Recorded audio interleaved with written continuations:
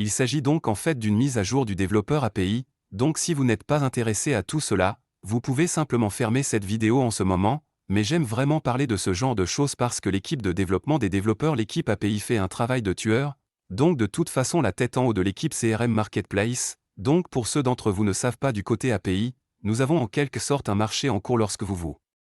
inscrivez à l'hôte qui est l'API V2 désolé, allez à developer.giglevel.com et tout ayez du sens pour vous, mais en gros, il y a deux versions de l'API, l'original et le genre de l'hôte ou la version 2 qui est en quelque sorte ce que nous avançons avec. Vous avez une sorte de marché là-bas de toute façon c'est la mise à jour de cela et fondamentalement ce que cela vous permet de faire maintenant, c'est lorsque vous créez une application et que vous pouvez jeter un i ici.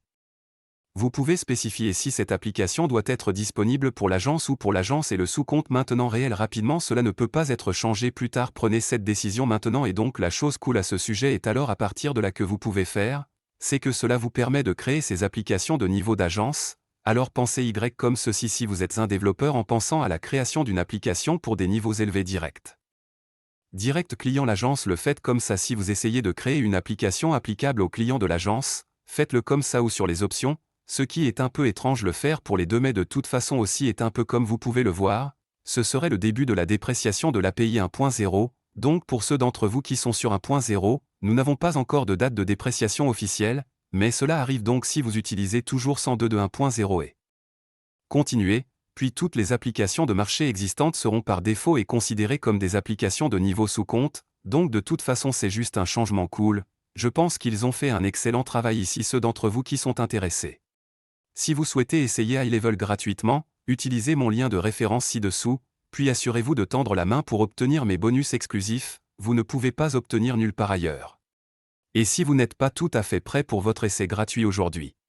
vous pouvez vous inscrire pour devenir un affilié et commencer à gagner 40% mensuellement récurrent pour tous ceux qui s'inscrivent sous votre lien. Donc, si vous avez signé quelqu'un sur le plan de 97 $ par mois, vous obtiendriez environ 40 $ par mois. Si vous avez signé quelqu'un sur le plan de 297 $ par mois, vous obtiendriez environ 120 $ par mois.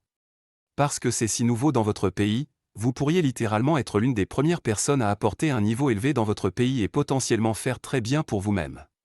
Vous n'avez pas besoin d'être un membre rémunéré de iLevel pour vous inscrire en tant qu'affilié pour eux. Vous ferez évidemment un bien meilleur affilié si vous finirez par vous inscrire. J'espère que vous avez apprécié le spectacle. Les conseils donnés sont uniquement à des fins éducatives et peuvent ne pas s'appliquer à votre entreprise. Vous devez savoir que le Salon du Marketing reçoit une compensation par le biais de sa relation d'affiliation pour les produits et les services qu'il recommande. Merci pour votre soutien et nous espérons vous voir au prochain épisode de l'émission Marketing.